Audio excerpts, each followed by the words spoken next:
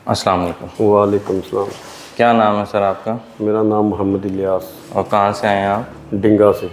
तो आपको हमारा कैसे पता चला सीपीटी का? ये यूट्यूब से ही पता चला। यूट्यूब से आपने देखा हाँ, है। तो आपको क्या तकलीफ़ थी और कब से थी? ये तकरीबन 8-9 माह से है। क्या तकलीफ़ थी आपको? तकरीबन डिस्कां का ही कोई मसला सी। मोरों में डिस्कों का इशू था हाँ जी, और कूलर से टांग में दर्द आ रहा टांग था? में दर्द आ रहा है तो। ठीक है।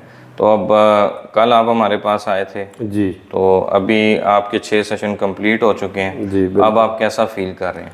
तकरीबन 80%।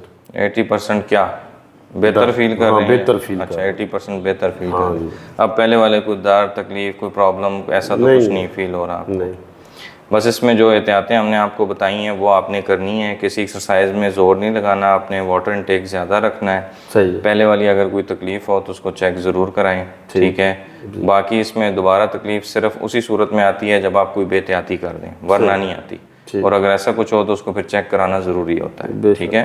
ठीक। बाकी अल्लाह आपको सेहत दे, दुआ में याद रखें। Thank you so much.